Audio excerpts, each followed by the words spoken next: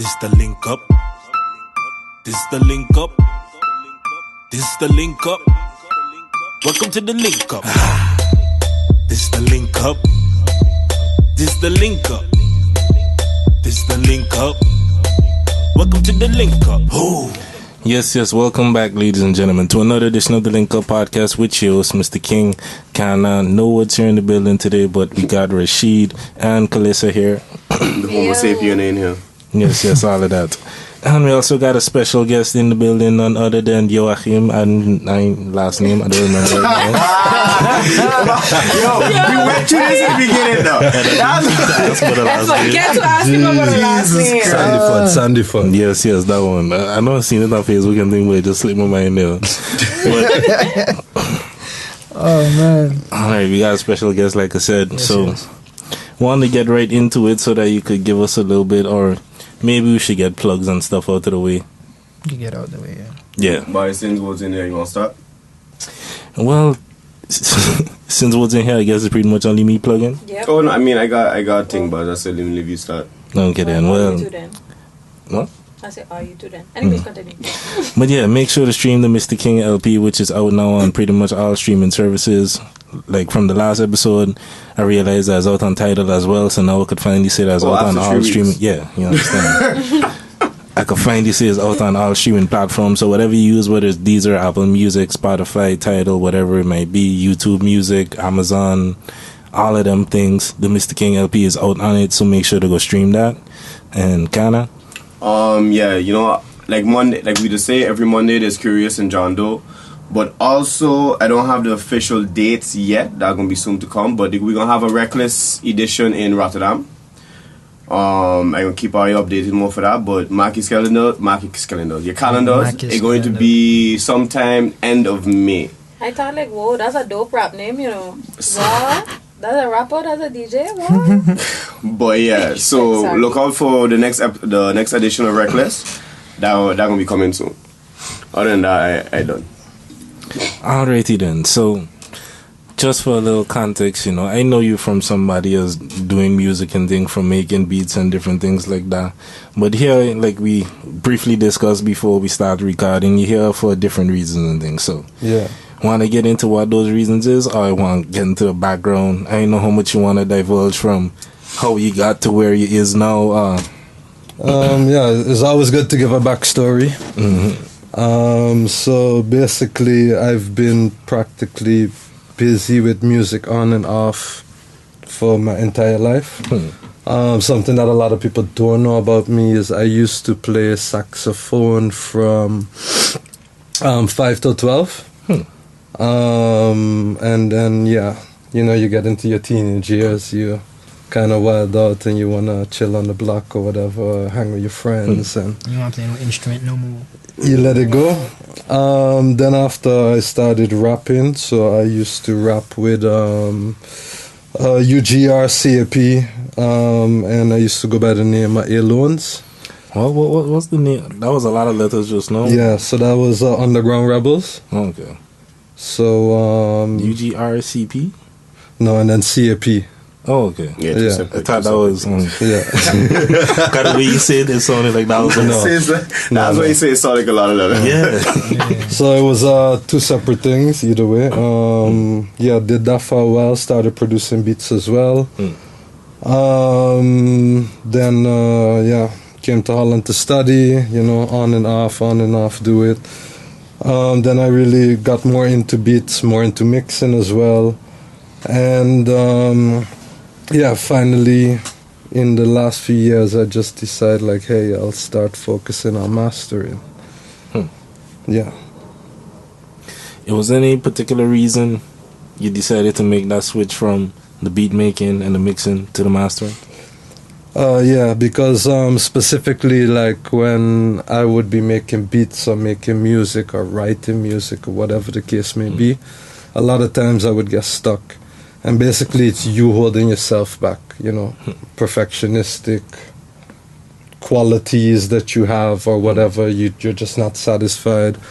And the reason why I chose mastering is more or less if you're in a different seat, different place, So now I'm taken out of more or less the creative process, and someone brings me what they think is the best mix they could possibly make. Then I can go in and just give it that 10-20% to make it sound like a record. And basically, seen from that standpoint, and that a lot of more or less big studios are closing down, and a lot of people are, doing this stuff at home, it gives more opportunity for people that want to release quality music in a different way. But do you still enjoy making music and stuff, or do you still make any music at all? Because you mentioned you get stuck, and that's kind of part of the reason for the switch. But in what way do you get stuck? Because I'm trying to, from time you say that I get stuck there myself, kind of trying to understand that part. Like, Get stuck how? yeah, like. Yeah, so basically, yeah, of course. There's the opportunity to put it out as well and put out all the stuff that you've made or whatever. But I think it more comes, let's say, it's more easily related to beat makers. So if you're making beats, you have a loop, let's say, but you never create a full composition, arrangement out of the whole beat or the idea, and then the idea just stays there, and you create a new idea, and you create a new idea, and then it's like You never really finish one of the ideas you start with. Yeah. And the same thing could happen with music. So you write the song. I'm sure you've have a hook and you never get around to writing the verses. Or and then you continue and you skip a second verse or something like that. yeah. Like that's something I definitely could relate to. Like it was a period, but then it was just kind of like more of a mental decision almost for me that I had to switch with. It's like I can't keep doing this because I realized the kind of pattern that you fall into is just you got a bunch of stuff and you can never put nothing out because nothing ever finished, nothing ever ready. Yep. So it's like just kind of, I don't know, like there's a lot of bad habits I had to kind of unlearn in a way and just be like, okay, if I don't have all the lyrics completely done for the song, I ain't even going to record so that I don't have like, because there's times when you might record the hook and then like when you come back to do the verse or something, it's a different vibe and you can't get the sound and you could easily hear that as two different recordings that just put together on a song type of thing. And to avoid those things, just do it in one session and just those type of things. But you just decided, leave all of that, go to more the mastering. But as a creative or somebody who was in creating and stuff a lot of different ways, whether it's your own music as rapping as A-Lones or just the production, you don't find it a little bit kind of limiting in a sense just doing the mastering part? To a certain extent it is limiting, but you never get stuck on perfectionistic qualities. So basically it's also trying to turn your passion, so your passion always will remain music.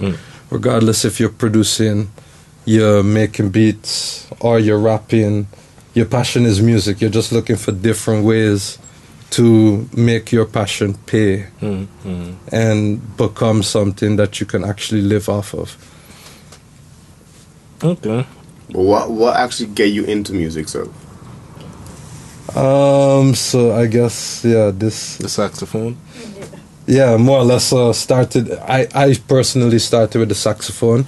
Because you wanted, or that's because I wanted. So I wanted as a kid to learn to play the saxophone. As a 5-year-old? So I saw. draw you to the saxophone? Exactly. So I'll get on that point. I was just I'm glad you put it that way. I don't know if you guys know. I don't know if you guys know Kenny G. Yeah. So Kenny G. The first time I saw Kenny G, I was like, yo. This is crazy. You saw him live or? Huh? I never saw him live. But it's just like the first time I saw him on TV, heard it. My mom used to have the albums and stuff.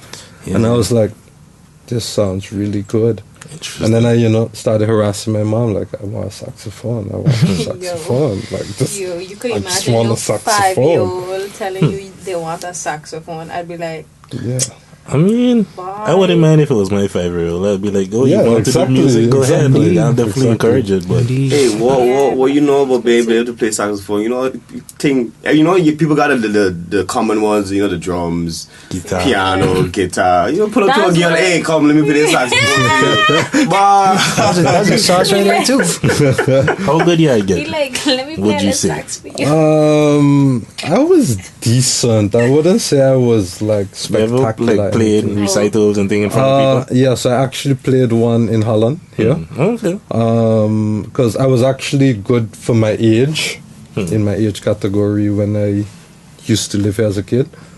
But then, you know, you go to St. Martin, different lifestyle, different ideas. Definitely nobody was running saxophone down there. And then, you know, One man. oh, you would definitely get tripped on, even in the private schools. It's good that you mentioned that. Like, what was your background? Because I know you from St. Martin, but you just mentioned, so I guess you was born in Holland? I was born in Holland, which a lot of people don't know. How long you live here? I lived here till I was 7, and I moved to St. Martin 7. So my background, more or less, my mom's from Barbados and my father's from St. Martin. Yeah. And So it gets more mixed than that, but... Naturally. So what I was doing in Holland that you ended up on here? Well, From Barbados and St. Martin? Study. I hope so. but my mom was raised in St. Martin, so... But born Barbados. So, yeah. So you just still play instruments now, or you just don't do any of that? I don't play any instruments anymore. And no interest in learning again, or picking it back up? You know, now that brings it into the battle of time. Yeah. Yeah. The older you get, the less time you have on your hands to play around and dabble with stuff. Indeed. So it's more making clear decisions on what you want and what is important at this point in time. Music, I definitely do dabble with music, and I'm actually working on an EP on the low. But producing, or you rapping? Not producing, just rapping. Okay. So I just staying away from production for the moment, and depending on the feedback I get from it, who knows. But you know, just bring back everything one step at a time. But what I'm chasing for career-wise, to try and, let's say, get my financial freedom and not work for another boss, hopefully. It's true to master. It's true mastery, yeah. And like you said, because you feel a lot of people gone to the home studio thing, there's a lot more opportunity, or there's more business, I guess, there than there's more. Yeah, you see more success in that field than you did with production and rapping and stuff like that. Like, I see a lot more curiosity, a lot more people that are contacting me than I ever did when I was doing producing or anything else. There's more of a demand for it now. Yeah, but it's also that I'm more focused and I'm more pushing this in a direction, and also just taking the marketing on a way more serious note this time around. How come Holland and another states? As in why I came to Holland to study? Well, I mean, I assume you finished studying by now. So Yeah. why stay Holland and not just go to the States and try to do something music over there? Green card, that's one. Very good point. Very good point. Valid reason. What's that? But the good thing about mastering is I don't ever have to be in anyone's studio. Producers and artists or songwriters, you have to kind of be where it's happening. As a master engineer, you could be placed anywhere in the world. It doesn't matter. They just need to send you the finished file. You work on it and you send it back.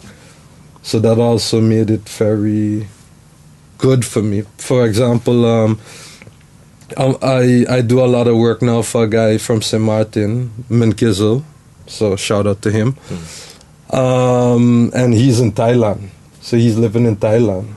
But I'm mastering his stuff for him. I'm doing some stuff for some guys in Trinidad. Never met them. Doing dancehall. They just gotta send it, and that's it. So basically, make it easier for us. Yeah. Sure. So basically, the internet is the gift and the curse. Yeah, exactly. Exactly.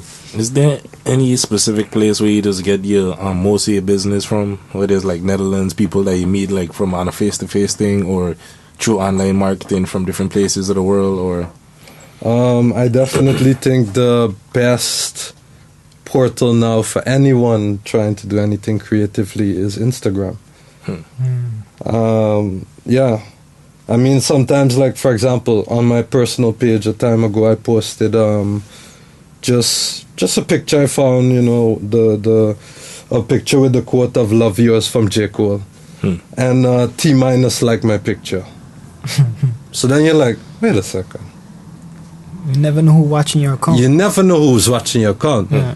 And once you're being as, as productive as possible, trying to post as much as possible. I mean, I don't get towards it all the time either. I have my moments that I go and I post a lot, and then other moments it's like silent, like now. But But you do have to make a dedicated effort to really you know, make the post and create content. There. You have to make interesting content to a certain extent.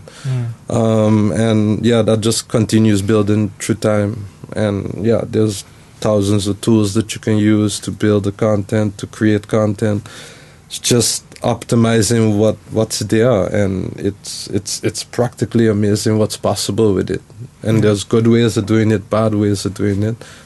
And some people choose the good way, and other people choose the bad way. But hey, any tips on like what worked best for you? Yeah. What type of posts you had the most success with, or you get the most traffic from, and stuff like that? Yeah. So I've realized on my personal post, the more educational posts, so posts that are like the collages with like 10 pictures back to back, and then you swipe through, and then I just made it like explaining different processes or mixing versus mastering, those type of stuff. Those posts got the most success for me, and people contacted me or commented or whatever else. So I've realized, but it does take a lot more time, because you actually have to sit down and think on, hey, how can I approach this in a different way than I already did. And those are stuff that you create yourself, like the images with it, or is stuff that you find online that you repost more of? So basically, a lot of it are images that are from online, more or less, but then I just edit them. Basically, I use Canva. So Canva is a tool online, so Canva and then Photoshop, combination of the two, and just create the stuff and just post it. And then you just also switch into a business account, being able to check which times are the best to post for which days. Those are things that are also helpful, because basically what you want is rapid engagement in the first or second hour of posting, so that more people will see it around the world or whatever using hashtags. I feel you. Now, but since you say you master it mostly, like, that's something that you don't need much creativity for. You say the people need to send you the files. So how you still find yourself to be creative or to get that artist? How to say? Are you essentially feeding that? Not to say motivation, but damn it, I had the word in my head and I forget it. Inspiration. There you go. Well, what I realized from doing it, because I just started out, and I just basically one day I just decided to myself, like, fuck it, I'm gonna do this. And that's how it all started. And there was a few steps that happened before that, problems with jobs and whatever else, and life basically.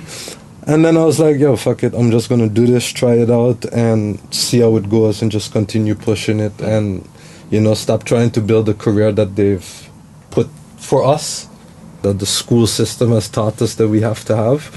And I mean, I'm not trying to tell other people who value education, or that it's still full of shit, studying specific things that are very relatable. But I find there's only a few professions that you can actually go into that will lead you to the next step, more or less.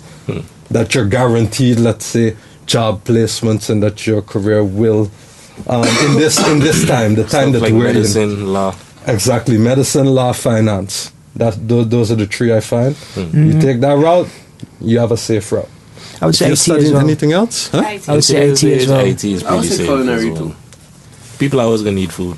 Yeah. Yeah. No matter what, no Yeah. matter what Yes, trend come Yeah. or go, people always need food. Listen, if you're a chef, hit me up. You looking for a personal chef? The Kana Woods only. Hit me up. But how long you been doing the mastering now? So now, basically, I've always kind of been dabbling in it. But the last, let's say, 2 years, I really just took a deep dive in. And just personal time searching for files online from random people in groups. And just practicing. Until one day I was like, hey, I'm pretty good at this. And then I just decided to do it. Like, So you see, you Straight was out do there. like you say you was doing soca for like a partner in Trinidad. Dancer. To dance off. Dance. Dancehall? Dancehall, Sorry, yeah. my bad. Yeah. You got like any particular genres that you prefer, or like some way you just have a harder time with it? You be like, bye, I ain't too keen on this one. Well, I haven't touched all genres yet.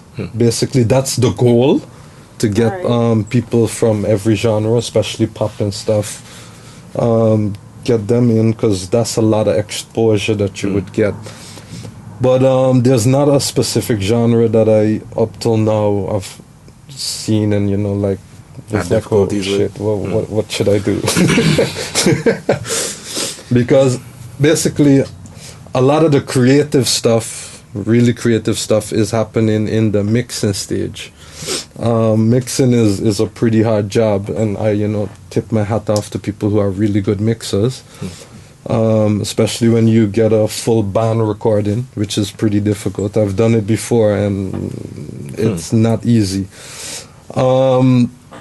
But if you're mastering, you get a final mix, more or less, and basically what you're trying to accomplish is, one, you're trying to make it compete with what's out there. So let's say, for example, if I get a soca artist, then most likely they're aiming to be on the Marshall Montana, Bungie Garlin. That's the kind of sound that they're aiming for, the level of quality that they want out of their music. And then basically it's taking the mix and bringing it into, one, loudness, because a lot of times if you would hear someone else's mix compared to a good master, you'd be like, yo, this is a lot louder. But also seeing where that loudness fits for the genre of music. Okay, wait. Loudness? Yeah. How you mean? How you That's getting- describe that? Explain that. Let's get into specific now. So if you would play a regular song that someone just mixed or whatever, then it sounds real soft. It when sound, you put it kind of next to, sound like I mean, like you recorded granted, on a I mean, phone or I something. could imagine the extreme, like reggae and like soca, or like reggae and like hip hop. It's just more one of the things that sometimes if I went through my iTunes list or something and I go from song to song, you can hear a difference in the general volume level of like one song to the next. And that's Mine too, but I know that's because I download shit off of YouTube, and YouTube ain't the best quality. So I just say, like regardless of YouTuber in general, like all mixes, like it's crazy when you realize how much professional mixes really not like that good sounding, or like mixes that come from major label artists. If you know how to listen to and really pay attention to like different levels in mixing, even on like one album, you would, for people that pay attention and notice those things, you would realize there's just different levels in volume on different songs throughout the album. On some of them, the vocals really loud compared to the beat and thing like that. Just being somewhat of a mixing engineer myself, having to do it for a while for myself and thing like that, you'll start to pay attention to those things. But it's only like, for example, like my wifey, she don't notice most of them. She just notice them after I point them out, and then she just be able to hear the same things I talking I about. was one of those. I'm like, oh, nah. yeah. Half the time, still don't know the shit I talking about. But yeah, just difference in thing, trying to get it so that on the radio, if you switch from one song to the next, it's not like your song sound way softer or something, so that people don't notice the difference in quality. That's Okay. to some degree the goal of mastering. So basically, it's there, and then making sure that it sounds good everywhere. So, for example, let's say you mix something in here, it sounds good in here. You're like, oh yeah, my song's great, man. And then you go to the club, and then after you play it in there, now it sounds horrible. Okay. So basically, just making sure that the balance is right And consistent. and consistent with what else is out there popular Because in that genre. there's certain times, like for example, if you part of the reason is so, like for example, beats is not good to mix on because beats have a lot of added low end. So if you mixing on beats, you may think that your song have a lot of bass and thing, but then you take it to somewhere else that don't have the same bass, like a phone speaker or different headphones or something, and then it's like, but where the bass gone? And that's because it was never there, but the beats make you think it. Amplified, Yeah. Those type of things. Okay, well, I learned something today. God knows I didn't know that shit. Cause I'm gonna be talking here with music. I ain't gonna lie to you. A lot of times you and Woods it'll go intro A one out the other. So I mean, No, I had to be right there with you. But I think about when it mixed part, I could hear that because it sound like kind of like it was recorded in a jail or something, like on a phone, right? Tell me, it will be giving you big Vibes Cartel vibes, okay? Vibes Cartel, Like what? the old Vibes Cartel is really bad. Really bad. It's Like you could picture hear. me. Yeah, yeah. Yo, that was really bad. Now that you said that, I sound like I was a fucking yeah. record for real. Exactly, that's what I'm back talking in the about. day, I self didn't used to realize that. I don't fucking on the phone realize- still. I just realized when the voice a lot like the music too loud for the voice, I'd be like, who did this? All them I'd be type like, of I ones. can't even understand what you say. But it's an interesting thing as well. Like there's different trends in mixing in a way that's like if you listen to music from the 70s, from the 80s, 90s, 2000s, it's like different ways and kind of standards on what is like, okay, this is the industry standard mix. Like if you listen to a lot of Tupac songs, for example, or just old rap in general and how terribly it's mixed compared to like the clarity that you would get on Hey, like a lot of technology was modern different back songs. then too. Get them a break. Yeah, that's for sure, because when you was actually, for the people that was actually recording when it's on tape and stuff like that, doing one take recordings and like the way you had to edit, and like we in a great era now, making music, mixing, mastering, all of these things, what we able to do with technology. Like this podcast wouldn't have been happening if this was 20 years ago. Like, Who got the money for this kind of for all this? Yeah. But I feel the technology kind of take away from the talent though. this is a That's an interesting discussion. Especially with things. I mean, okay. I mean, in okay, some cases that could apply. But yeah, This is a when it comes to conversation things that like we auto tunes and stuff like that, some people here are singing that shouldn't be singing, but auto tune make them feel and sound like, hey, you know, you potentially maybe you could be an artist. Drop your opinion in the comment section below. But it don't necessarily mean that the person doesn't have talent. It's a very Listen. interesting I mean, that subject. is Look Because at the thing is, T-Pain. they write the song, and the song is something that you still going in the club and jump to. That's true. But even T-Pain is an So- anomaly because Yeah, but T-Pain T-Pain could But actually sing. T-Pain could sing. T-Pain could sing. Sang. T-Pain could sing, but even though he made the auto-tune thing big, T-Pain could Yeah. sing. They got a lot of Yeah. people that once you take off the auto-tune, it's like, yo, Yeah. what are you doing in front of mic? Yeah. But at the but same that's time, not- there's a great songwriter. But it's not Yeah, only but that. that you have to find your thing. Like, Yeah. But the mic is not for you. But it ain't only about that, right? It's about the personality, the state, like how they is on stage, like you a performer or not. Because like you could have all of that, you could sing and sing, and then like people still don't want to really listen to you because you won't have no personality to back it up, or you won't have that star quality, or you're not a performer. Like I hear a lot Summer about Walker. what? Summer Walker. Who the Bye. fuck is that? Have you seen her perform? No, you Music but I is great, hear though.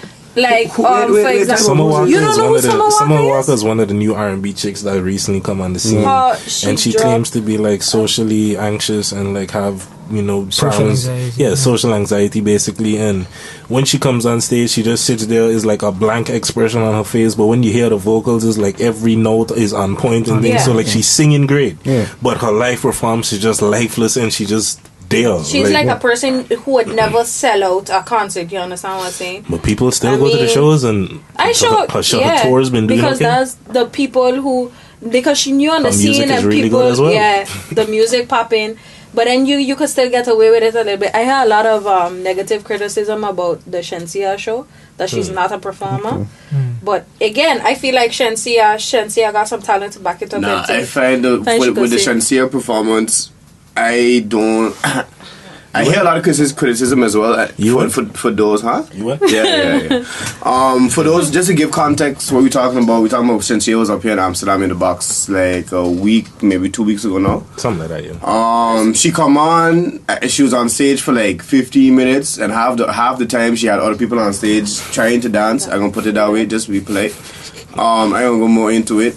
But that I don't blame Shinsia, or I don't take the criticism too hard, or I take it with a grain of salt, because I have a feeling that's how much they paid her to perform. Because there's no way you could tell. There's no way I'm going to pay only 25 euros and expect to see a hell of a performance. But it depends on the caliber of artist too, no? No, that's true. But I heard that she did that same like she was here a year ago and did that same thing. Oh, so okay, it was like that's what I'm saying, because but I know a lot of people relatively new artist. Exactly, she doesn't have a very dancehall. She's people who listen to dancehall know Shinsia. Yeah. Like people outside of the dancehall. But she has a lot of people. No, she getting big though. It's gain, it's growing and all of that, but it's still Tiger and with Ray Schmurder. Shit, she got a song with King James. Shit, she should feel special. Big old right? Shit. Like, it's mean more in the sense that like normally when your price is still that amount, is like it's not a whole lot to be expected in terms of stage performance and all of that. Because I remember seeing Big Sean back when his tickets was 20 euros in Encore, and it was like was either 10 euros. You don't remember when Migos used to be back in Soggy Dollar? What? Migos? They used to be in Soggy Dollar, right? In St. Martin? Yeah. I like how the Rubian come and tell the person about it. I almost sure about this. Migos. I don't know. Like, I haven't been living there for a while. Way back when. Yeah. Yeah, because I heard it. Look, because this is when I had started going Soggy, like the year after I started going Soggy. How are you, like 12? 13, 14. To be fair, let me explain myself. Okay? I know I look 12 now, but I used to look older when I was 14. But also, no, serious. If you see a picture of me when I was like 14, because I had my hair straight and it was down to my ass, so I had looked Spanish. So what changed? So long hair make you look older? Yeah, everybody thought I was older back then. Because of long hair. I had like more weight on me, so I had like more shape. Basically, it's really rough that I look younger now. No, real talk. Like, I feel like I really used to look older back then. I had really long hair. It was down to my backside. It was bone straight, and I had in like the highlights. Like you had to catch my Colombian look by it. It was a look back in the day. It was a look. Anyways, anyways, I have a picture. Okay, I could show you later. No. I still on this whole Migos thing. Migos really blow up on the scene when. No, but this was like it could be possible that it was there. Because they don't have the song. There's Wishy Washy, right? And Crazy, yeah. Well, they used to perform Wishy Washy in Soggy. But you say used to, like they was there more than once. Yeah, they was there more than once. Oh, really? Because look. I mean, this is like okay, so it was like the year before. It was like the year or 2 years before I started. So whatever year Wishy Washy came out. 2012, 2013, I would say. 2012. If I'm basing it off of how old I was, it had to be like 2012. We up here by then already. Yeah, but I feel like my. We were still going back to information. I get this information from my. Okay, to be fair, I get this information from my ex. He was like, yeah, how like they used to take, we used to go here. I feel like I hear my sister say it too. And to be fair, I wasn't really club hopping like that. It's just like my sister, like my sister. It was a period in time. Okay, let me explain. Let me defend myself. Okay, defend myself. I used to go Sabbatical on vacation, and my sister is 3 years older than me. So it was around a period in time my sister started going out, and so my father had this rule like. you can't go out if your sister don't go with you. I love that fuck, man. Especially because I So- was the youngest one. I love that room. Yo. Man. So piss off my sister. Yeah, but you see, the thing is, at that time, I was like, if anybody knew me back then, they couldn't testify to it. I swear, I was so like socially awkward and shy. I used to go out and just sit and just not say nothing. Like I knew my sister friends for like 3 years before I had conversations with them. It was really bad. And so I was uncomfortable. What you was doing on say? It was wild. We used to go like Three Amigos. Then that was back when La Bamba was there. I was gonna say Three Amigos was already Yeah. 2011. Yeah. I don't know. Yeah. I tell you, Three Amigos out so long? Bubbling so long? 2013 maybe. I don't think so. I feel like they've been there a while. My history ain't the feel like greatest, they've been there a while. I don't think That so. could have but been like a anyway. later point, but I remember going Three Amigos when I was like 14. Because Three Amigos is one of those that you're gonna get in for sure. I mean, ain't it to get in Three Amigos? Yeah, exactly. It just, that's why it was a spot, because it wasn't no stress. Right, La Bamba too, right. it was like no stress.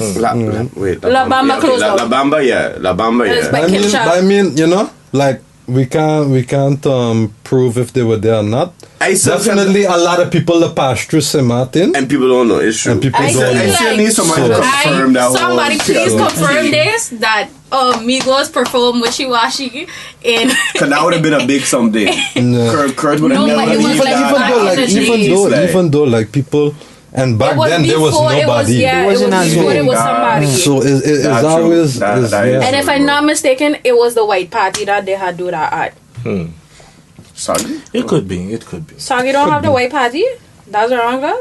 I know this by tell me Soggy now. Yeah, Migos used to be in Soggy, da da da. I know all Okay. cars that have black and white. But I had a question to get back to mastering. And Back on the topic. Amigos show to Sorry, empty. guys. like, is it more difficult for you when you don't like a song? No. Like for you, it's the same process no The matter same- what. Is the genre you same don't- process more or less. It's just different each time.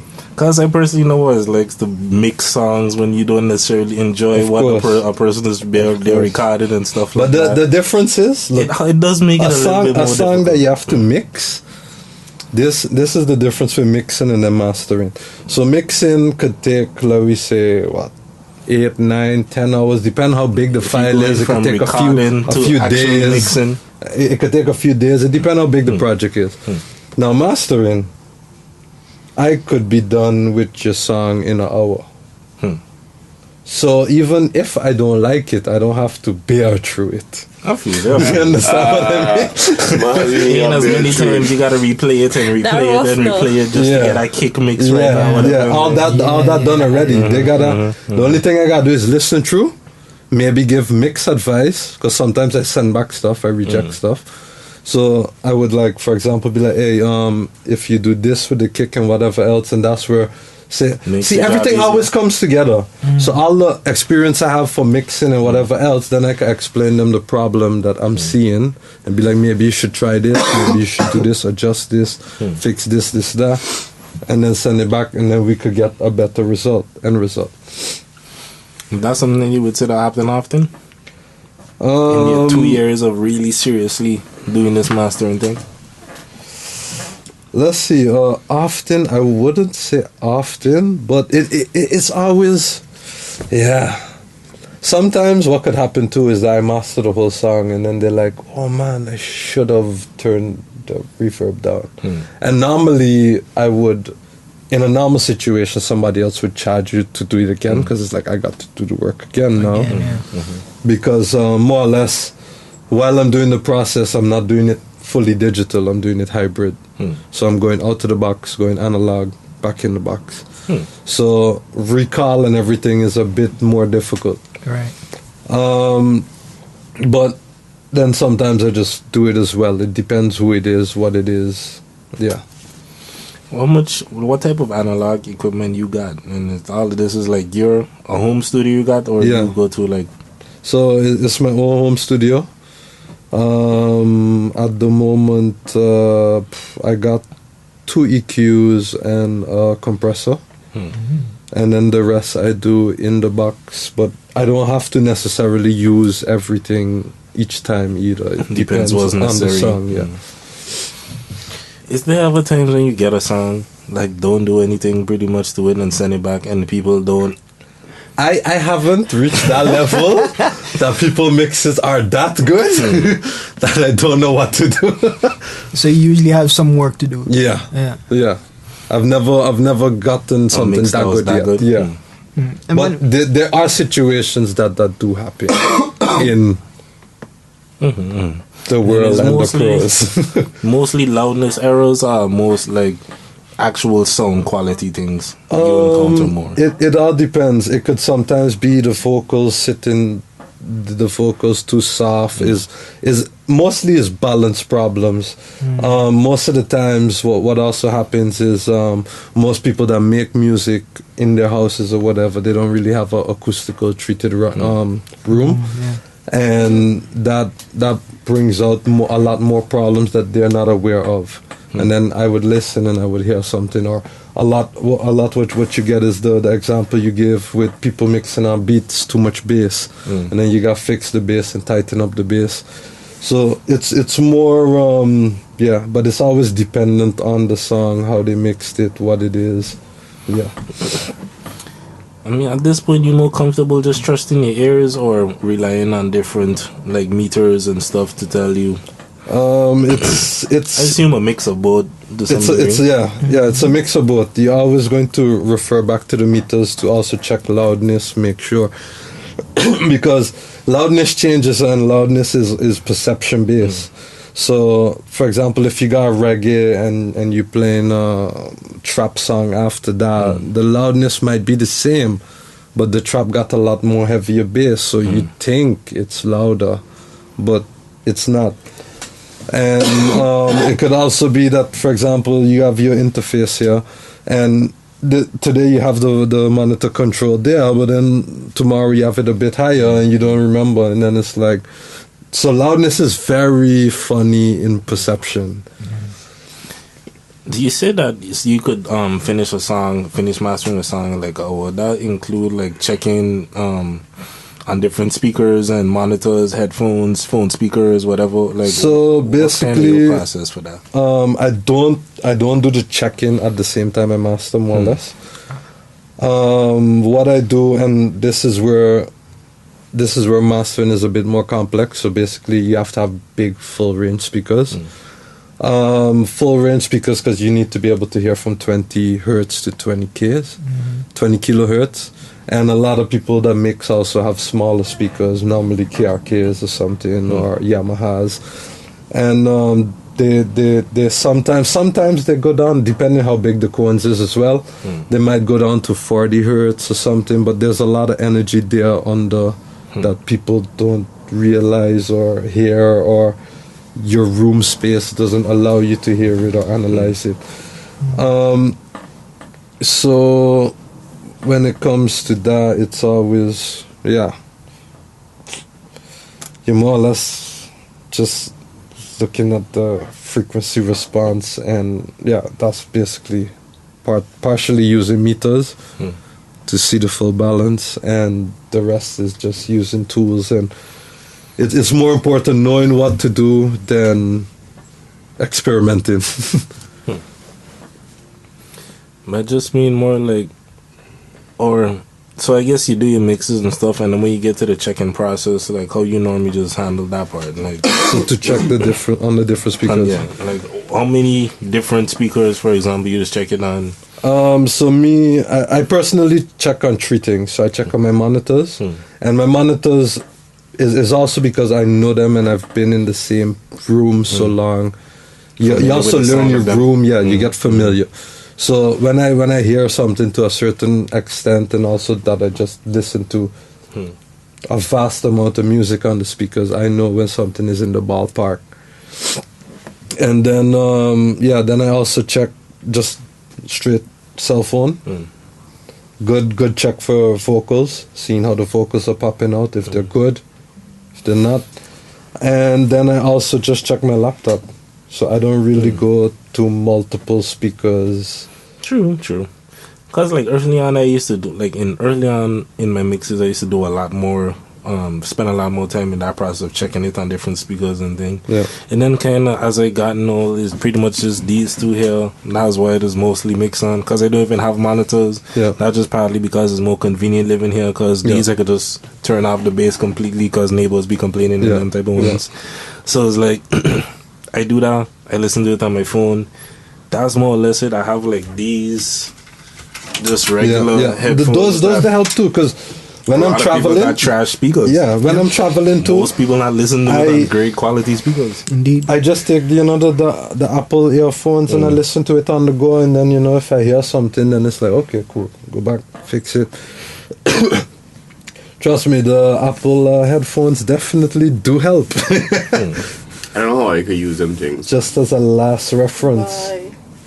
What's your issue with them? Why them things uncomfortable, Jad? But that's just me personally. Yeah.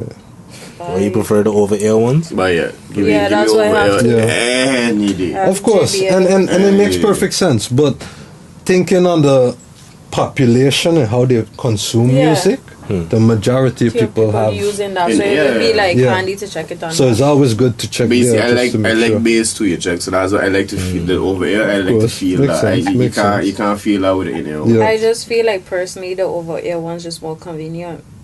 Like it's like two birds, one stone. It just keep your ears warm in the cold. Think about it. Depends what you mean by convenience. For instance, if you work in an office, the inside ears is more convenient, because if you having these things over here, I mean, okay, cool, you can still take apart one side, but if you could just take out one, I can still be listening to something, and if I feel like what you saying is bullshit, I can focus on what I'm listening instead of what you talking, what you saying. To be honest with you, I never been in a work environment where we was allowed to have like phones and things out like that. So. Really but even it don't even just have to be work. It could be like when you're traveling, like instead of somebody, if somebody come and ask you. I 100% prefer over ear. I mean, I don't blame. Because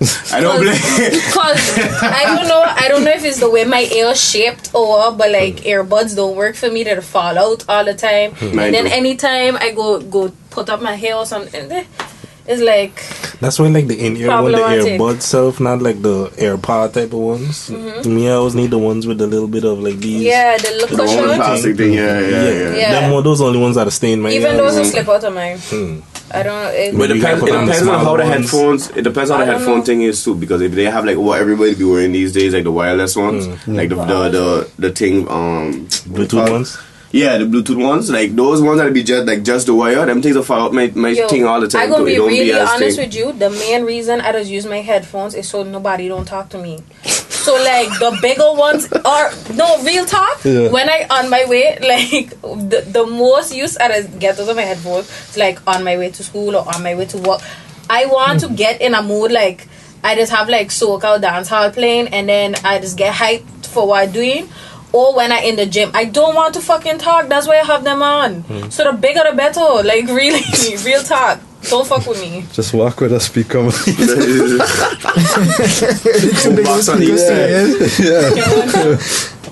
You know what I mean? That's a quick way to go deaf for me. You really ain't gonna hear nobody dead. I mean, if you hear how loud I'd be blasting them things, really, we on the brink of it. But not to me, the best thing is how loud the Beats headphones will go. Because not just me to hear it, everybody in the metro to hear it. And everybody to watch me and looking upset, I'd be like, yes, so what? As soon as you come in here, I mean, it was something we could all hear what soca you was listening to when you come over here. Yeah, leave everybody here. But you would say my own really loud too? Yeah, but no, for the size of them. Yeah. Because they're your own, and those JBLs ain't that big. So something that we didn't actually get to all the time talking about mastering and whatnot. Like, what's the name of the company? Like, how do people find it and things like? Okay, so like I said, Instagram. Then look up 2, like number 2, and then prolific, and then underscore and mastering. Underscore. Underscore. Sorry. I like how we I could have thought to see what I was going to do it first, but look at we all do it at the same time. I give him time to correct himself now. And he keep going. So I was like, underscore, guys. Yeah. I had another question, but I lost it right there. Bye. You really on it today, man. Yeah, man. I give you props. You really staying on topic. You You fucking Yeah, with you our don't, tangents. you don't want that derailing us with I'm sorry. You know what it is? Yo, I still feel somebody needs to confirm or deny this whole thing. Please, because I feel like this is accurate information. And also, you know what the thing is? Half of the time I'm going to be here quiet because all you did be talking about music half of the time. And I can't really chime in because I don't know what y'all talking about. But, you know, I try it. I'm making an effort. Well, this is somewhat educational one, getting into the differences of what's mastering and mixing. Yeah. I'm paying attention. To me, I thought one. To me, can't really to me, one hand we used to always hold the other. To me, if he's a mixer, he's just master. See, that is where the problems start a long time ago, and more or less this become more famous due to hip hop not being bad. But people start trying to kind of wear two hats at the same time, and it makes sense, you know. If you could do both or trade yourself in both, why pay somebody else? No, but I understand where it could go bad because sometimes you need an outside ear to hear the thing because you get too used to listening. The point. That is exactly the point, that's why is basically you paying for extra set of ears to do quality control on your work and check and then just balance it out. Or if it's perfect, they just raise the volume to where it needs to be and get everything ready for distribution. Because a lot of time, if you spend too much time on one thing, like you can't accurately assess something anymore. Yeah, same thing like writing. Yeah. Like in that process, because me, I do my mixing and mastering myself. Like the kind of process I develop is I can never mix or master a song in an hour or a day. Yeah. Because I need to go to sleep, I need to get away from it, I need to come back to it's like for real, like I need to come after a while the ears get tired. They like listening to the same song forever if you just spend however long. You don't hear it, you don't hear the differences. The worst thing is if you also recording engineer, so you there with the person while they recording that and they fucking up because they ain't practice the shit as well as good as they should, so you there for hours or something just to press it, record, delete until they get it done, and then you still gotta go mix it after, then you gotta go master it after that. The amount of times you heard that song by the end of that process is like actually you got a good point there. I used to live, me K and Gilda used to live in one apartment. Shout out K and Gilda, and that was when K was going SAE. So he had all his music projects and thing, and I would be like down the hall listening to the same song for weeks. At one point, like, yo, K, what the fuck you doing in there, big? That's how it goes. And the thing is, because it was his school, it's not to say it's shit we would normally listen to. So they didn't say it was like a soca, it was a dancer. Yo, there was some country white boy, extra Caucasian cowboy hat straw eating type shit. And I did not know what to do with myself for those at least 2 weeks. He says strong. At least 2 weeks. Gilda had it even worse because Gilda room was right across KO. The three cowboys that are watching this really offended by that. That they fucking business. Nobody telling music to be trash. That's subjective. Wow. No. That's subjective. It's subjective. It's subjective, Shawty. It is in my right and my opinion to be subjective. It's an opinion. My opinion is nothing but what I feel. The music is trash. Once you make that clear. Facts. It's trash. I mean, I don't disagree with his opinion. I ain't going out to my way to offend nobody about it, but I'm just not the biggest fan of country. I hope I don't see you riding your horse in the club sometime. Man, notice I didn't say country music is trash. I said them music was trash. I don't want to see how your old time road is and stuff. Don't ever post an old time road. No little Nas X around that. But them 808s hit different. See how you Them 808s hit different. I need to stop. Not over here. I mean, hey, kudos to everybody that, power to the movement and all that, and everybody who just go down that path. But you hear Lil Nas X have a song with the real Nas now? Yeah. Oh, word? It's sad. Good for them. Why is sad? Nas stooping that low. Whoa. No. See, I didn't say that. It's a shame. That was neither here nor there. I don't want no comment. I didn't say that one. He's so disappointed. I was talking about a specific group that I was listening to. I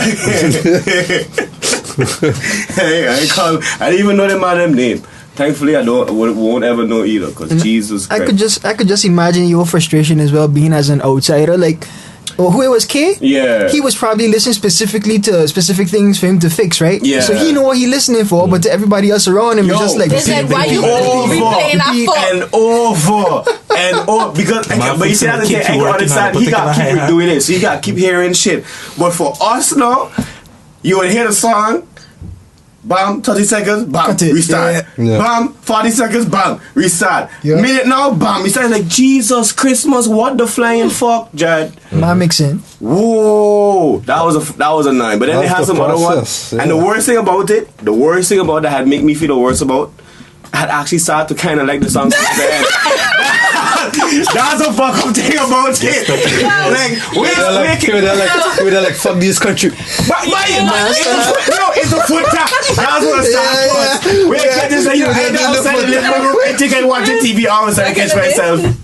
Ma almost put the straw in emote. But why? Oh, hold up, you remember the lyrics? But hell no, it wasn't that Oh my serious. God. If you had asked me maybe like 3-4 years ago, then maybe I would have tell you. Them guitars start hitting. So like if you hear it today, you're gonna still Maybe I would recognize it. Yeah. I wouldn't say I would think, but I would definitely recognize the song. Tap your foot to it. And I That hope Kid is don't hear this funny. episode because he That played that is fuck for me funny. on purpose just to piss me off. So I hope you don't hear this episode. You know what I remind me of? That remind me of like back in the day. I don't know if you ever had this when your Wi-Fi was real trash, but like a new song come out. Like my cousins used to be like adamant to listen to it. I ain't gonna never forget one time. Shout out to Sharika. She's the reason I know all the lyrics to Y'all Deuces. Wi-Fi would not load this song. Sharika had me Reset it. reset. Listen. By the end of the day, all the But lyrics. listen, no, that's Martin Wi-Fi. No, this was in Aruba. But you see, back in the day. Bad then. No, let me explain. There's another story. So You got a lot of story today. we used to shut up. Nobody asked you nothing, Sean. So back in the day, well, I mean still to this day, my grandmother don't have Wi-Fi at her house. And all the cousins and things we just chill by my grandmother's house. And we the thief Wi-Fi from the neighbor. The But neighbor you knows see this? what? Does the neighbor know this? I mean, yeah. No, he got password on his Wi-Fi, which I just feel is really rude, really disrespectful. You heat Or whatever. He rude. He disrespectful man. because we had an agreement. Who gave you permission to put a password? Right? Like we neighbors no more. What kind of that's not neighborly, you know. Anyways, whatever. So man's put on a password now, but So back man in could the just day, walk in your fridge and take food though. listen. I hope so. That's why we kind of don't. That's why we don't agreement lock. But that's why we don't lock our gate. We have no lock on that fuck. You know what he was getting himself into. So he can't come inside, but you could jump in he Wi-Fi. No, but listen, look. This was back in the day when everybody used to play on the streets and everybody had a nice relationship with their neighbors, okay? We used to go over there, borrow their chairs and all type of fuck. We used to run in the yard and play But the man can't pizza get nothing fry. out your fridge. I mean, that's my grandmother's fridge, you know? So she got to decide. She got to make them decisions. Okay. You know, Alright. you got to respect your elders and whatnot. Anyways, let me finish my story, please. So, depending where you're sitting in the house, you can't catch good Wi-Fi. So but the thing is, we didn't want to make it too obvious at that point. And I had a really big laptop, so we couldn't go sit outside where the Wi-Fi was booming. We had to sit in my grandmother's living room. When you ain't got heat chair And- already. Bye. This is why you don't think about chair myself. I know said they using Wi-Fi in my chair. Everybody used to have. Yo, on porch. it's not like he didn't know. We used to play hide and seek in his yard and whatnot. But I was Okay? saying, might as well use the Wi-Fi. Just saying. You got a man chair, you're up and down in the yard, You might as well used to- just use the Wi-Fi. Shout out to Mr. Mo. He was a real one. Yeah. But Let me yeah, see. we playing a folk. I'm sorry. I'm trying to see if there's still more to the story. You know the best thing about Kalisa story is when she Shut said the back in the fuck day, up. like she She 12. But back in the day. Shut the fuck up. It was back in the day, okay? Because Deuces come out a while ago. So how long It's ago okay. that And was? you had Shut look the older when fuck you was up. 14 too. Back in the day when you was older. I was a bit younger than I feel like. Back in the day when she was Back in the day. That's when Migos was there too, man. Hey, Okay, let's try to get at back least on track. at least my birthday will start with a 1, okay? Leave me alone. What I got At to least I do? wasn't born in 2000, okay? That's what I say. Okay. Shut up. Nobody ask you that. But Wait, yeah, but you, Close you, don't count. You want continue, King. I had a question. Yeah, I'd say, the dream at some point is to make this the living so you could just live off of the music and thing. Yeah. like, how do you kind of see it growing in your opinion, mastering thing? You see yourself at some point potentially like having mastering assistants or something, or like working with fixed engineers, or like let them handle the recording and send you things. And yeah, definitely that's the goal, to get connected to a good few engineers. And then, you know, it's like a collaboration. Somebody holler at me, they're looking for mixing, I send them there, send them back. And basically, if you got 3, 4, or 5 of those, that's good already. And then the rest going to more or less be independent artists or producers. And yeah, that's how I see it growing. I don't see myself hiring people, because those days kind of done. So more or less it's the independent route. You go by yourself. And basically, the thing that I learned through this process, and also that I just keep realizing for myself, just in life, is, hey, you just gotta try, and if you fail, fuck it, try again, try something else, continue going. It's facts. That's just the thing. Yeah, you just can't stop, keep moving. Is there a backup plan? Like, if you wasn't doing the mastering, if you wasn't doing the music? At this point, there's no backup plan. And if you just got all your eggs in one basket. So basically, I used to always run that lifestyle of a backup plan. I was doing this, or this the backup plan. Oh, I was doing this was the backup plan. So more or less, what it is now is like, I focus in on trying to build out this mastering stuff, and what I do next to it is just to bring income in, basic income. So a regular job or whatever else to bring the regular income in.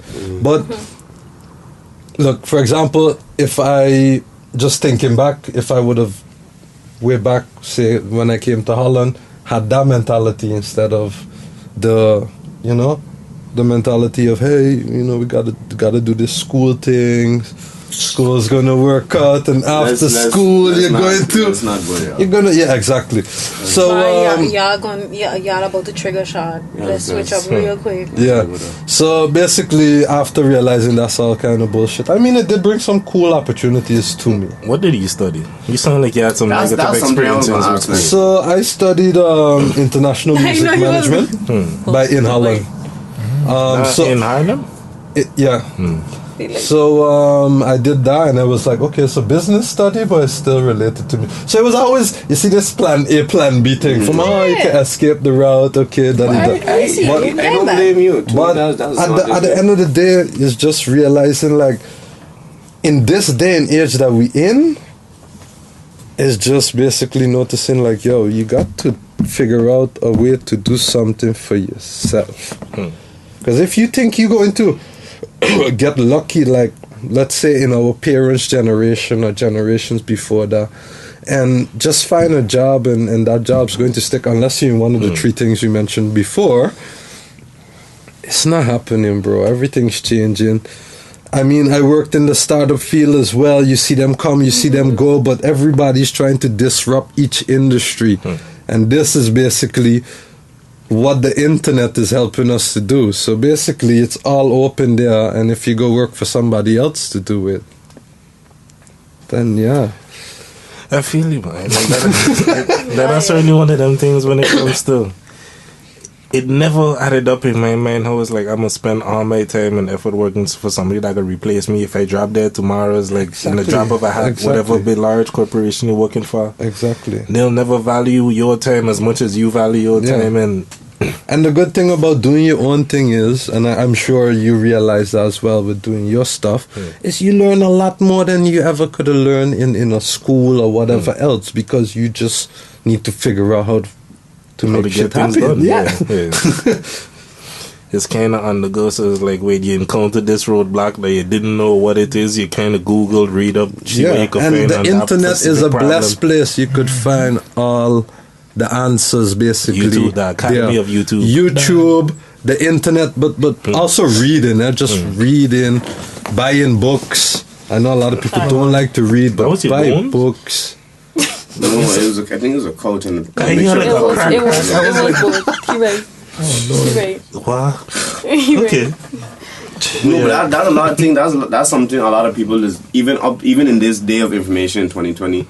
reading is a big thing people just still not take advantage of. It's Even, and while saying this, I is one of them. Yeah. I don't read nearly as much as I should or as I want to, but this year I try. You have some goals and yeah, I try. I ain't doing good so far. I was just want to ask. You know? New Year's resolution. I mean, like I for example, right now. For example, this is a stupid thing, but I used to do it, and then now because I just not in that zone anymore. But before, like when I used to go to work and I would catch the train home or whatever, I bring a book along. You know how fast that time would go for that train ride.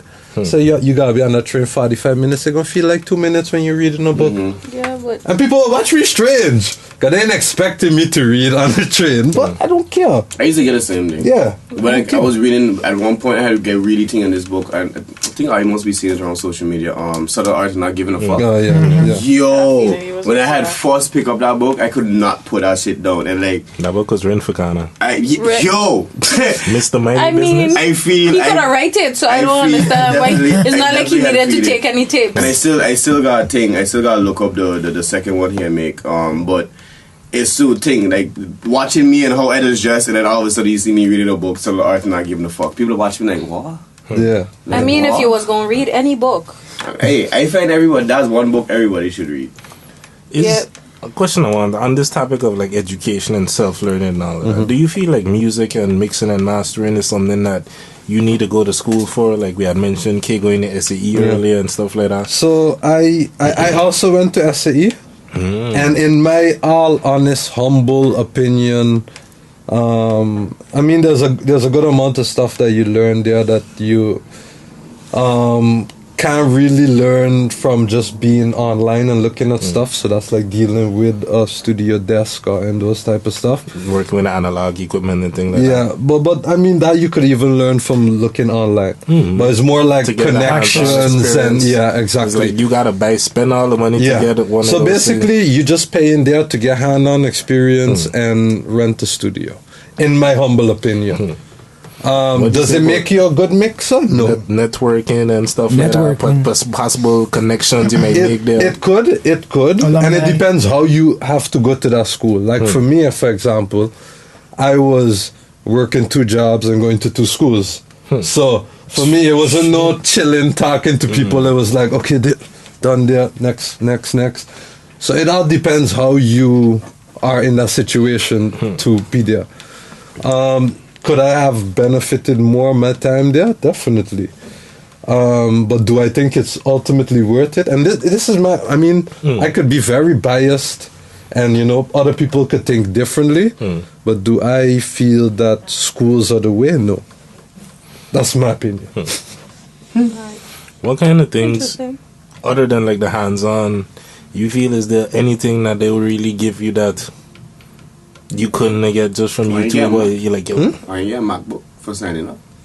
That depend. Like some people had Kiada and then like you just pay, but I didn't take it because I had my own, and then I was like, yeah, we'll just subtract that from the. Very large school fee. Yeah, exactly. So I was like, I don't need that. I got mine here. Still how working. long the study was? It's 2 years, right? Yeah, so it depends. Yeah, it's So 2 years are you if you do it. engineering? If you do Full it time. part time, and then a year if you do it full Right. time. Yeah, yeah, True, no? That's why it's so blasted expensive. yeah. It's also a private school. So. Yeah, so yeah, it was paying out the pocket, but definitely, especially now, like I mean, back in the days, and I have to be very honest, like there's a lot of bullshit on YouTube too, and there's a lot of good stuff too, but it's actually figuring out what is good and what is bad. But I find that's with everything. Yeah. Yeah.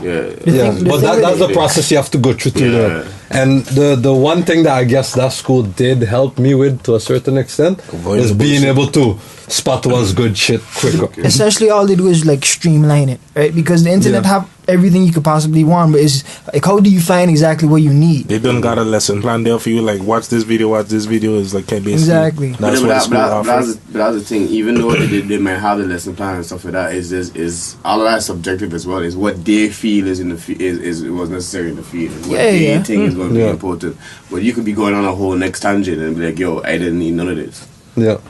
So it is a case by case basis. I feel what he's saying. Period. You know how I feel about school already. But it really going to be because some people learn better that way. And for like me, if I have to take myself an example, I'm not a book person as much as I would want to. But not necessarily like reading and stuff like that. But when it comes to just like taking in information, I as a hands-on person.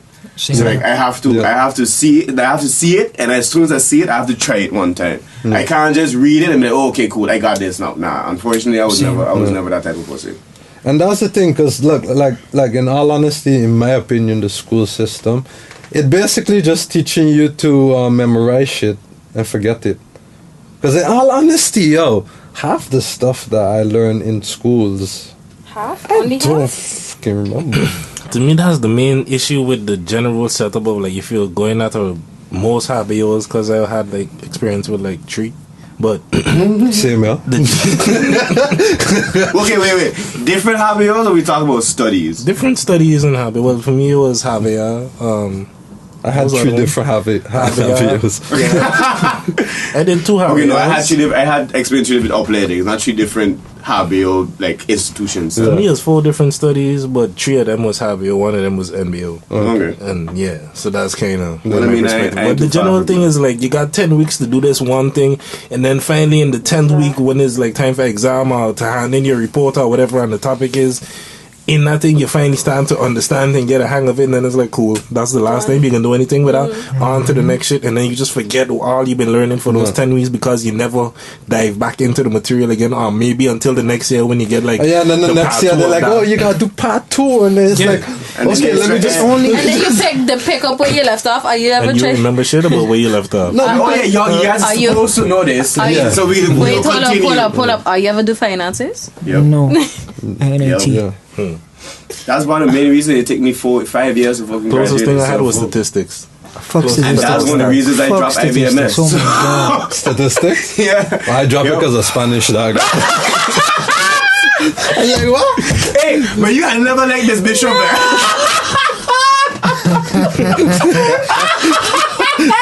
I was like, man, I got to choose a language again. So then I went look for school and I ain't got to choose a language. And I regret it now. Like in all honesty, if I could go back, if it's one thing I could change about growing up, I'd go learn my French and Spanish. Yep. That's Same thing I the just one say. thing I would Same change. thing I For just me, say. French more than anything. 'Cause No, I feel I like would do both. Both. I see like the benefit in Spanish, but for me, just from the like, I guess the somewhat official perspective on Simon, because like Dutch and French, I already got Dutch, so it's like just to be able to have Yeah, the but French. for me- the Spanish is the Chinese or the Caribbean. They For all- me, and not even the Caribbean. Wow. I see think it the as Chinese this. is the Chinese of the I see it Caribbean. as this. Also If you speak English, French, and Spanish, you could go 70% of the anywhere in the world. Yeah, and and you somebody could communicate understand with you. somebody. Yep. And you could work anywhere in the world. And that is the benefits quality with, of like, it.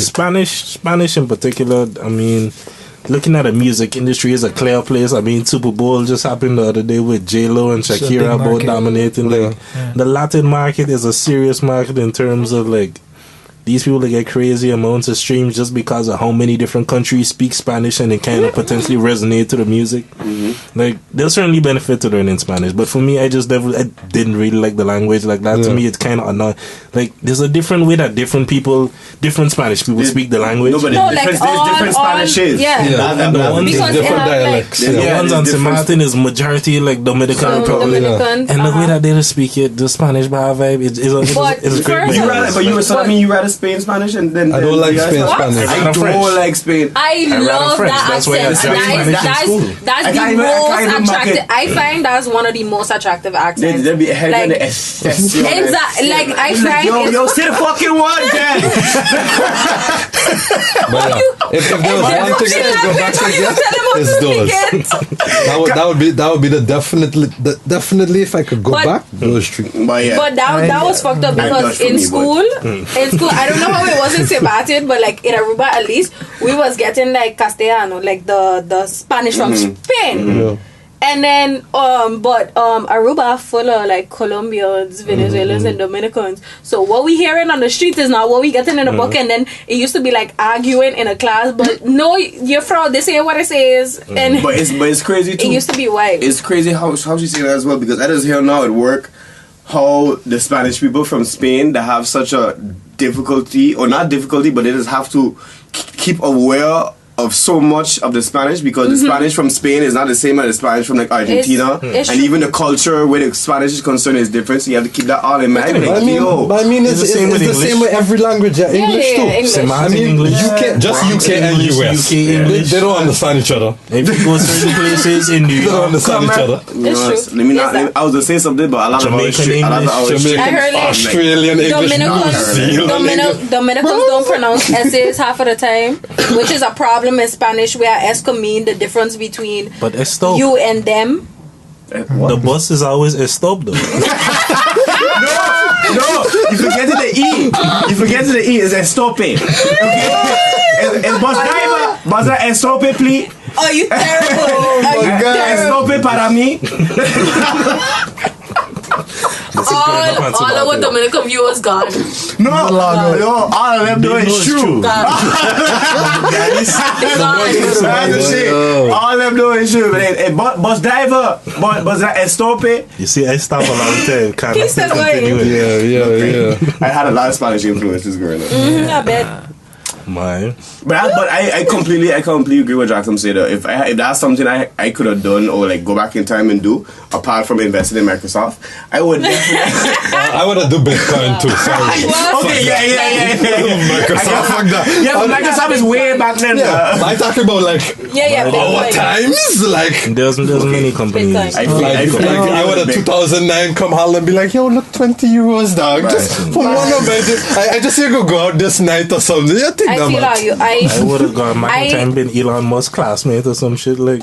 Okay, no, that would Nah, that's just too much. I didn't put my limits.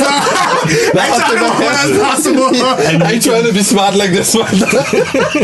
The next level. Hey, And making sure getting on the ground floor. Nah, but whatever this this is man doing that's why I with say space. invest in Microsoft. I feel I'm just trying to get the money in. Yeah. I ain't trying to use that walk. He want a passive income. I feel him. I feel a So you get Bitcoin rich? move too. I feel as well, but language is something I would definitely take, But especially how you say same. those two ones. I feel Dutch like for we me have would be one as chemistry well. and physics. I don't know Hindsight what is I would always do with 2020. chemistry and physics, but I like Not now, physics, but I wish I chemistry. had both. Like Fuck that. I had that. Fuck that. Not I had it physics. too. Not physics. I had them. Fuck I that. I had just it failed too. both of them because I wasn't paying attention. Like Yeah. chemistry was my worst grade But- graduation. Chemistry, no, but They want us to start. They want us. Attention. Chemistry though, like, because if you had like all three, like chemistry, biology, and physics, everybody, well, at least I remember VWO. Smack girl. Everybody used to. No, I had drop off to Harvard after.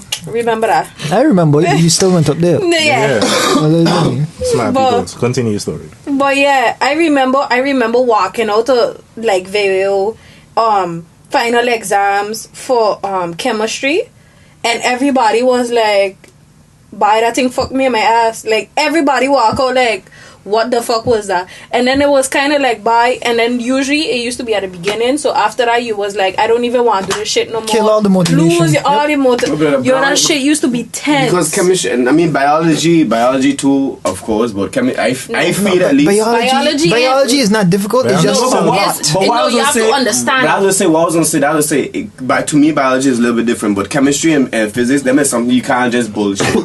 You can't just bullshit your way. So you have to study that fuck. I ain't gonna never Okay, but you know what I used to hear? Like actually have Like- to do work with those Yeah. things. No, Yeah. y'all know what was the absolute worst? When you had to draw out like the reactions, Yeah. and then it was like. That's when chemistry turned into math, and that's when I start failing chemistry. Because when it's experiments, when it's experiments and stuff, it's like What's yeah, it's all covalence? good. You know, it was. Let me tell you, when it started to go downhill after zuurbase reacties. After that, everything was. It was like the wild fucking west. I was like, Nah, but biology was taking. I enjoy biology, especially when you have to like Same. cut up the pig. Oh, that was We enough. didn't have to drop. We didn't have to. I know you do that too. You laugh, but I know you do that too. Y'all Don't guys remember sick that. That's bullshit. No. I know I was in the school. I was like, bullshit. He wasn't just in. I just wasn't in the school. That's true. Yeah. That's why I did think like, I don't remember that. For just for context, me and Joachim went to the same high school. We was like, what, 2 Private years? Yeah, 2 years apart? difference. Yeah. So we were more or less in the same era of bullshit. Yo, after our year graduate, like that was it. Like it wasn't the same. The whole over the hill influences went downhill. I just never looked, dog. Like after that, I just never looked back. Never went back. I I think the first year I just passed back and I'm like, oh, okay, cool. never bother to drive back. You passed back by shit. I almost didn't go to my own graduation. I don't want to see these people. I didn't go to mine. That's how I feel now. Like when I graduate Godspeed, I don't want to go there. Nah, the only reason I went. You just go pick up your paper and Nah, the That's all only I reason I mean. went to my hobby graduation was because my mother and my father never let me live the fact down that I didn't go to my high school one. But you didn't go to your high school one. No, fuck No, that. that is my high school. That one was special. No, I just went. that I was just special went for me. basically Yo. here to be like to stick up my middle finger basically to all them motherfuckers that were holding me back. That be like, Yo, Alright. my high school graduation was funny like fuck because I pull up and everybody was like, this bitch graduate. Let me explain. So I was in a hospital for like most of the year. So I had started out in Video, drop went Havo, and I was in a hospital, but I never went to school after I had dropped. So like it had people in my class who see me like legit like maybe 1 week and then never see me again. I show up, make the test, went back hospital, and it was just like Light work. yeah, and then I pull up graduation like, and everybody was like, "Bitch, you still in this class? You graduated?" I put your intelligence, there is something. I was like, how I say fuck that school, fuck the class, fuck the teachers, fuck everybody. I used to roll up on crutches. yeah, but I wasn't in that. But then my Shout mother out and to my father everybody. thing was like, yeah, your graduation was for us, and all the time and thing we put into you and this and that. I went back thinking yeah. like, boy, they kind of got a point, you know. So you know what? Let me at least go to my Harvey graduation. To me, I was like, yeah, you know, I'll graduate college. Somebody that can't speak Dutch in the Netherlands, I'll graduate. You know, it is a milestone. My son, the man could suck my ass. I ain't going to shit. I'll pick up that paper, sign my shit, and go about my fucking way. That's if I pass. God spare life. That's not what. That's a good thing too, because that's supposed to be when you don't want something to happen, and I want to pass. It's a good thing that I Exactly. want. Yeah, but I say Yes. when I pass. Anyways. Knock on wood, I mean, No, maybe. that's The things that doesn't end up being a tangent have a link up podcast, you know. So is there anything that we might have missed on, didn't touch on in regards to Mastering? I feel like we did a pretty Then you want people to know. comprehensive, yeah. I think we We covered already the handled the topics and tags, so stuff. they know where to find you on IG and them Yeah. ones.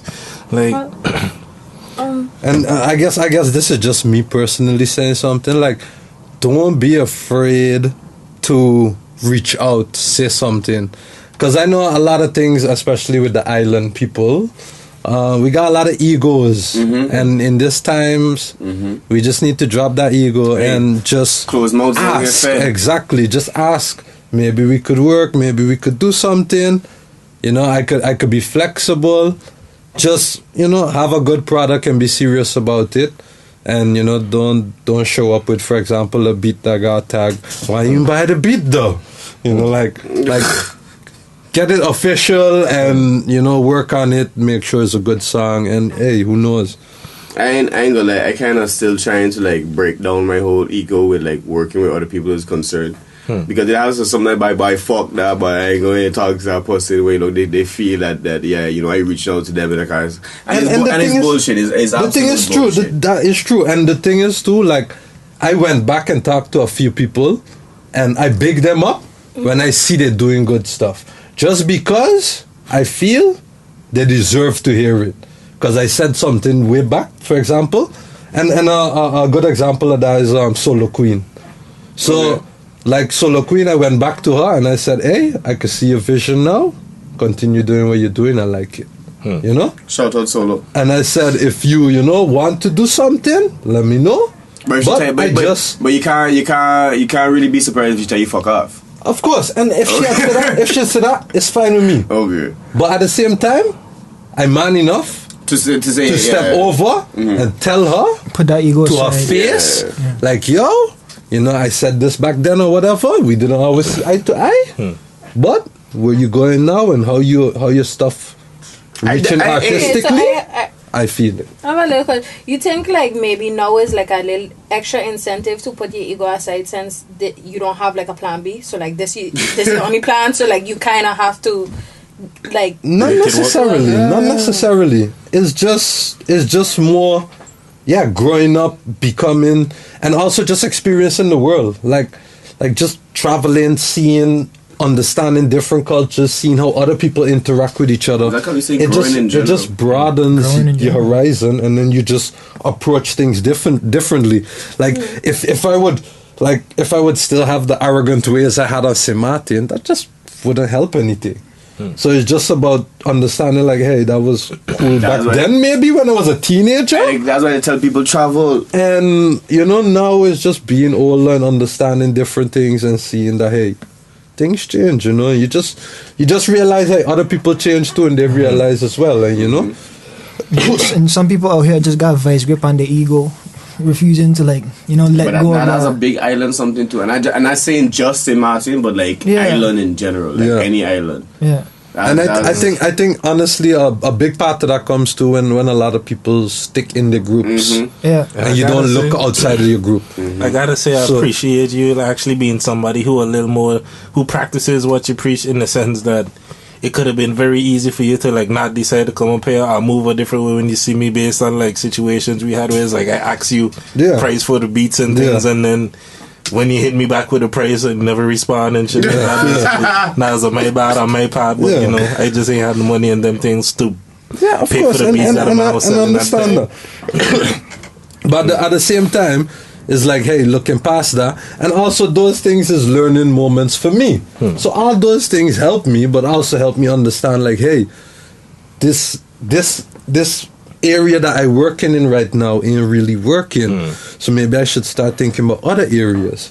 You know, because there was also a time that I just put aside music and just wasn't bothering music and just living life. But you know, it haunts you. It haunts you in one way or the next. You know, something that you can't just keep getting that itch. It's gonna keep coming eventually, back. I feel personally, eventually you're gonna reach the age, or you're gonna reach the point that you're gonna realize that you're gonna get more working together. It's either you gonna get there, or you gonna constantly being like, yo, it's me, I gotta get this, I gotta get that, no, fuck that person, I gotta be the best, I gotta do this and I gotta do that. And then even there, hopefully for you, eventually you find out sooner than later that that's not the way, but a lot of people just stick in that, and then self-deprecation. There's end up self-destructing, and then they everything will be, oh, woe is me, if I had this, if I had that, not realize it's their own mentality that fucked them up. And I personally glad you come on like a public platform like this to really put a message out like that, because you know, different ages going to listen to this and be like, the younger you get this information and the younger you lead it set in, the better for you, because like some people gonna wait until the after 30s or skip however. The arrogant phase completely, exactly. Get it in there from young. Exactly. Understand the benefit of teamwork and. Yeah, but it's not even like just with Please pay attention. This is all, you know, lessons we're trying to teach. Please continue, Kalissa. Please proceed. Yeah, don't you want to talk? Kalissa, I feel like you shouldn't be talking about putting ego aside. But I just say, like, you were saying, I'm joking. But I just say, like, I feel like this is also good information, not for your work life, but also like in general for life like period. Friendships and stuff like that. Life period. Just work on your relationships. Like, just sometimes just put your ego aside. It just ain't worth it half the time. By 70-80% of the time, it really ain't. It's really just part of like maturing as an adult, right? Yeah. So, but sometimes it's fuck day though. I'm sorry. But I don't have those moments, and then but the thing is, I mean, that's fair, but not all the time. And like, recognize when is appropriate to kind of feel like that, and then. But the thing is, well, with me at least, that might be like one day, and then the next day I'll be like, bye, let me put my ego aside, because I value this person more than my ego. Even if you fucking piss me off, I might be like the next day, maybe 3 days from now, we just talk it out and be like, you know. I think it is just fall in like two categories. So it's either you grow apart or you outgrow someone, and it can happen, you know, in both ways, grow apart mostly goes, sour, and outgrow someone, it's formal and. Too. Well, no, it depends how mature the next person is too. Some people could handle it, But some it, people can't. it depends how you handle it as well. No, Yeah. you don't have to make it a big blowout. It could just be like y'all slowly start to distance yourself. For those kind of situations, most of the time, like, yeah, you change, you ain't the same as you was no more. But everybody But changes. there is Why? Basically, why we come abroad to study in the first place? And to change? Exactly. Better ourselves in some way, hopefully. Exactly. To evolve and as a person. how do you better yourself? By changing. Without change, yeah. Can't do it without change. So, But you also notice it when you start to hang out with like new friends and stuff, because I have like one girl who I was friends with like in Aruba, and me and her was real tight. And Camera dead, right? oh, and it just, to me it had seemed like she was always like a good friend and stuff, but like when I come up here and like how my lifestyle is, and then when after months I went back and see her, it was kind of like, me and you ain't walking the same path no more, sis. Like she kind of like gossipy, and like I not really like, well, at least with the people I was chilling with and stuff like that, like I don't give a shit, like, Yo, they got too much shit for me to do and try to accomplish what we talking about other people. So I feel what you're saying. yeah, I feel what you're saying on it's that like side. it's certain things I really I don't care about. And that's the truth. Actually, it's like that's pretty relevant to like a lot of people I know. Like Most definitely. if It's like a lot. you're too gossipy, It's like people just still stuck in that kind of high school mentality yeah, type it's of thing. that. And you don't think it's growing up, you'd be surprised how many people growing as people High school in the never same ends. shit. yeah. But The it's- older I get, the more I realize high school never ends. And It's people true. never necessarily let go of that high school It's a mentality. different environment.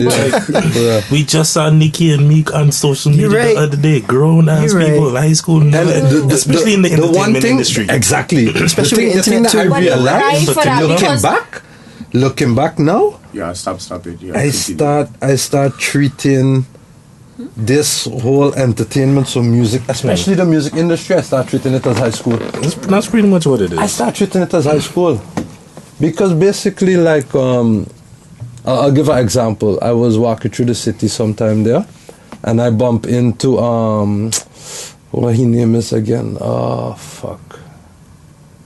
Shit! Somebody Some from other high artist? school. No, big artist, Spanish artist. J Balvin, Bad Enrique Bunny, Iglesias, No. Anuel. Big Bunny is Big Bunny. Is Bad that- Bunny. Oh, I think. He got a series Yeah, on Bad Bunny. Netflix It too. is Bad Bunny. Nori? Huh? Nori? No. Pitbull. No. He one of them.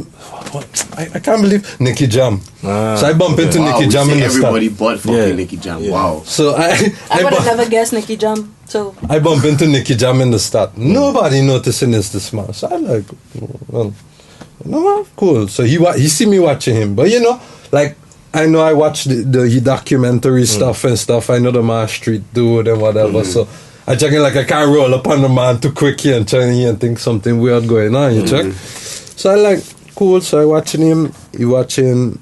Then he just do so I bump see him.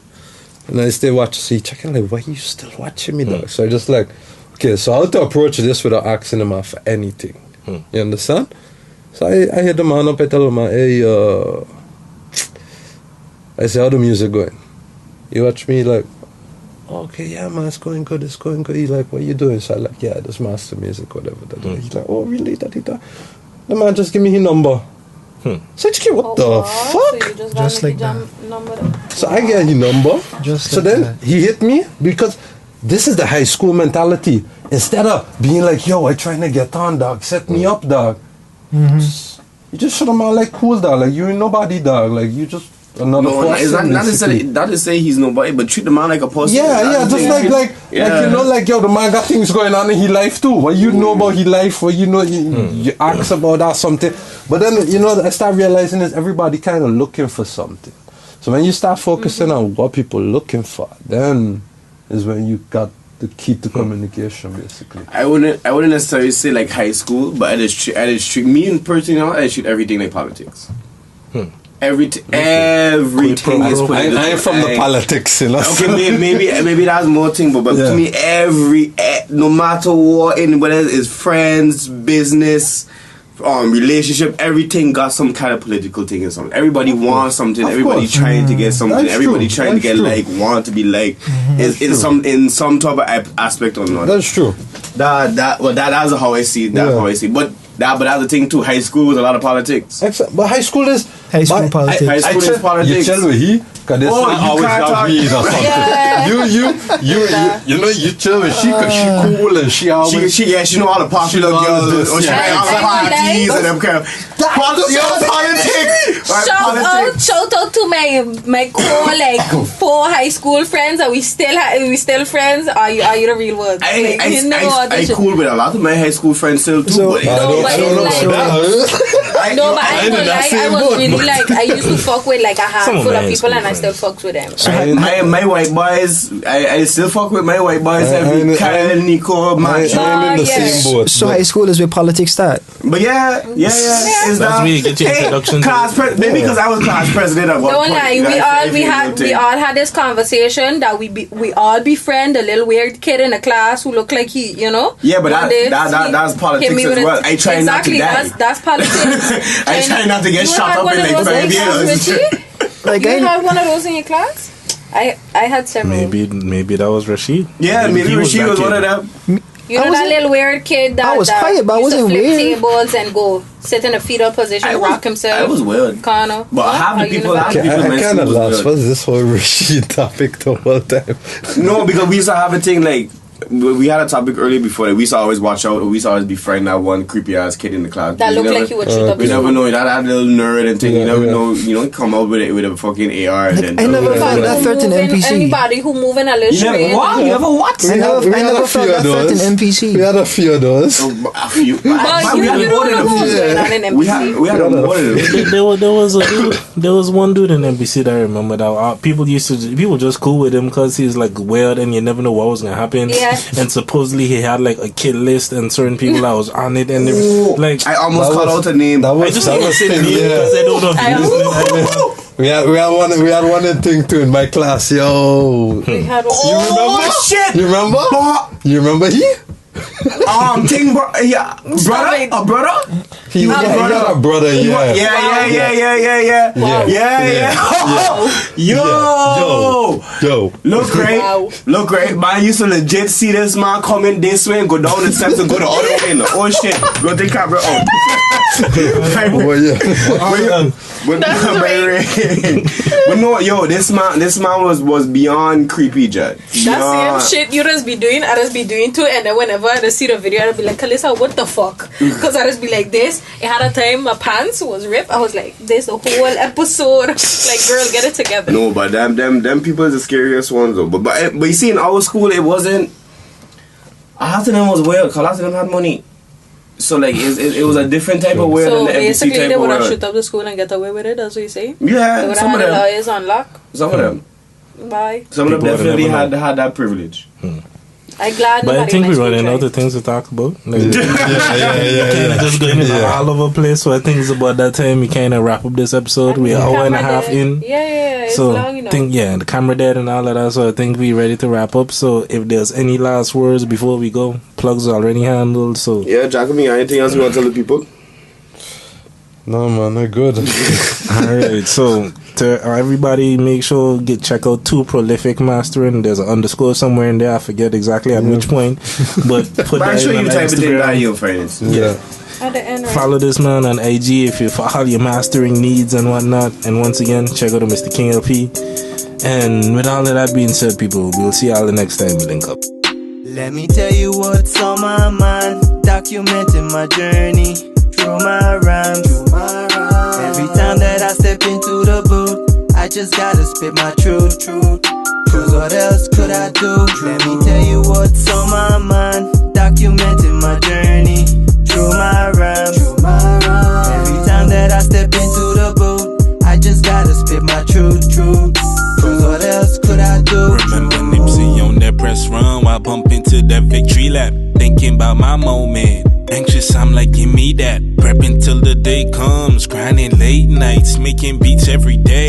When I ain't with the mic, I'm trying to make it some way. So I'm doing it all, like something's gotta work. Cause I ain't about to fall, cause I ain't about to stop till this there's plaques on my wall. Till I got enough dough so my grandkids could ball. And it ain't about stunting, nah, that ain't my mission. I'm tryna put on my people and bring my dreams to fruition. I mean, what can I say? I'm really not one to flaws. I keep my movements low key. I'm too focused on the cause, and I can't give you nothing except my point of view. My personal experience is everything I've been through. My thoughts and insecurities, yeah, I got them too. I'm tryna turn them into currency by spitting my truth. Let me tell you what's on my mind, documenting my journey through my rhymes. Every time that I step into the booth, I just gotta spit my truth. Cause what else could I do? Let me tell you what's on my mind, documenting my journey through my rhymes. Every time that I step into the booth, I just gotta spit my truth. Cause what else could I do? Every y'all was my nursery and rap university. I just love writing verses. It gets me through most adversity. I keep great ones close to me, cause that's how it's supposed to be. I got soul like poetry, so when I spit you know it's me. Not Stafford, I'm throwing 3 fingers up for the E.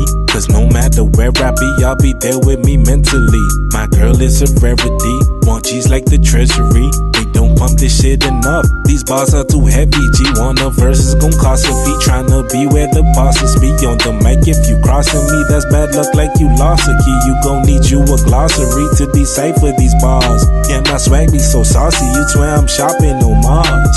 How much would it cost me to build a house on the star? Or apartments I can rent, is that taking it too far? But I've always been a little out there, it sets me apart. Yeah, I'm the king and I ain't lying, just describing my heart. Let me tell you what's on my mind, documenting my journey through my rhymes.